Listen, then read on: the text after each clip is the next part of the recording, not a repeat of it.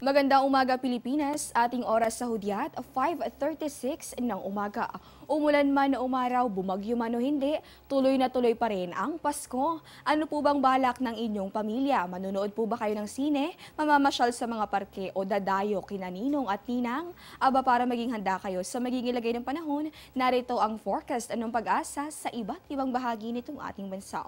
Unahin po natin para sa mga pupunta mamaya sa bahagi nitong Metro Manila, partikular na sa Luneta Park. Inaasahan natin na dapat ninyong paghandaan itong tsansa ng mga pag-ulan na may kasamang pagbugso ng hangin. Ang temperaturang mararanasan dahil dyan sa pagitan lamang ng 23 hanggang sa 29 degrees Celsius. Para naman sa nagdiriwang ng Kapaskuhan sa bahagi nitong Baguio City, kung saan matatagpuan ng isang napakagandang Christmas village, inaasahan lamang natin yung tsansa na may hinahagas sa katamtamang mga pag-ulan sa mga susunod na oras. Mas masungit naman na weather condition yung dapat paghandaan ng ating mga kababayan sa bahagi nitong Legazpi, kung saan ang temperatura inaasahan din between 24 hanggang 28 degrees Celsius.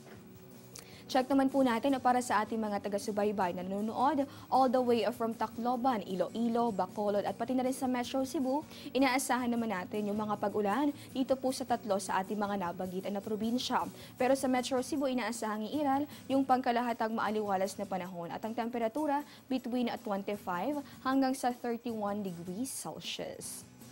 And lastly, for Mindanao, maulang panahon din ang iiral sa Cagayan de Oro, ganun din sa Metro Davao. Huwag pong kalilimutan magdala ng payong saan man ang inyong lakad ngayong Pasko. Sa Zamboanga naman, inaasahang iiral itong pangkalahatang maaliwalas na panahon, pero maging handa pa rin sa tsansa ng isolated rain showers or thunderstorms. Diyan lamang po kayo sa aming pagbabalik, makakapanem na natin ang isa sa mga weather forecasters ng Pag-asa. Kada taon, higit kumulang sa 20 bagyo ang pumapasok sa Philippine Area of Responsibility. 8 hanggang 9 dito, tumatama sa lupa at nagdudulot ng mga storm surge, pagbaha at landslide. Kaya dapat be safe bago bumagyo. Alamin ang emergency hotlines. Ihanda ang survival kit. Alamin ang tropical cyclone warning signals ng Pag-asa at makibalita sa lagay ng panahon. Ilagay sa selyadong lalagyan ang mahahalagang dokumento. Ipaayos sa mga sirang bahagi ng bahay. Siguraduhin may load at fully charged ang mga cellphone. Alamin kung saan ang evacuation area at lumikas kapag inabisuhan. Tandaan ang kaligtasan na paghahandaan.